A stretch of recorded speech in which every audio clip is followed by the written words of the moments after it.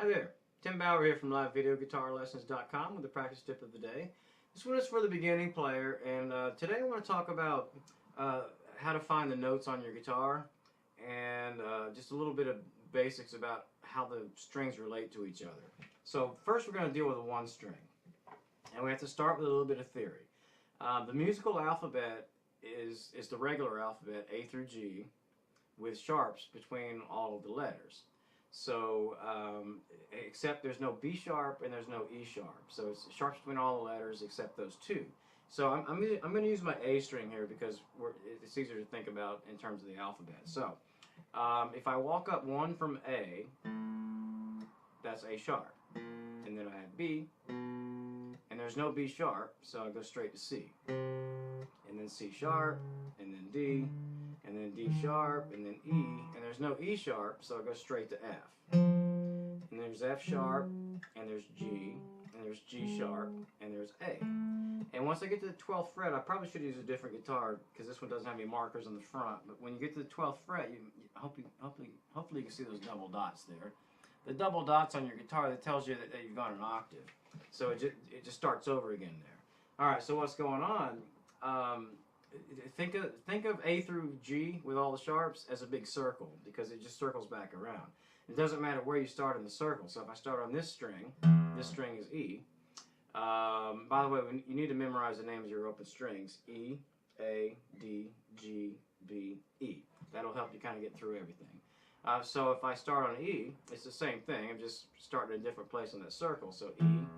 There's no E sharp, so it's F, F sharp, G, G sharp, A sharp, B, no B sharp, so it goes straight to C, C sharp, D, D sharp, E. And then I've hit the 12th fret and I'm starting over again. Alright, so you want to be able to count up through the frets that way, and I don't want you to be confused about the flats. The flats and the sharps are the same thing. Usually if you're counting up, you're going to count the sharps, and if you're counting down, you're going to count the flats. So, and I should qualify that. Musically, the flats and sharps have to do with the key that you're in. There are sharp keys and there are flat keys, and we'll deal with that in another video. But certain keys you call this F sharp, and other keys you call a G flat. But I just want you to be able to, I don't want you to be confused by that. So I'm just going to do this real quick. All right. So if I hold this note here, that note is A. What sharp means, I'm adding one to it, so one more than A is A sharp. And if I add another one, that's B. This note here in the middle is A sharp because it's one more than A, but it's also B flat because it's one less than B. That's what flat means. It's minus a half step. So, and if you count backward, let's just jump up here to we'll use the D string. All right, so we'll start 12th fret D string, D, D flat, and then the next letter in the alphabet backwards, C. There's no C flat because there's no B sharp. It's the same. It would be the same note. So from C we go straight to B, B flat, and then we go to A, and then A flat, and then we go to G. So hopefully that makes sense. You need to memorize the notes of your guitar. You need to on the 5th and 6th strings, and this has to do with bar chords that you'll find out about later, but you need to know the notes of the 5th and 6th strings just by recognition. You need to know the notes below the 5th fret by recognition, and the reason you don't need to know like this note is because if we'll cover this in another video also, but I can use the note of the 5th string to tell me what note that is. Because it has to do with the shapes of octaves and things on your guitar. So if I need to know what that is, I don't really need to know what that is. I just need to know that that's an E, so that's an E. Alright, so, and also the relationship of your strings on your guitar, if you walk up, you're going to find it's all on the 5th fret.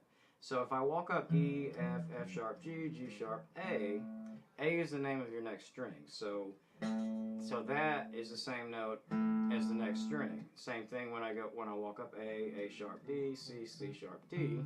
That's the name of my next note, my next open string. So same thing on the D string. They're all on the 5th fret except when you're on the 3rd string. The 3rd string is G. The second string is B, and that's where the tuning is different on your guitar. All the other strings are tuned exactly the same. They're tuned in fourths. Your second and third strings are tuned in thirds.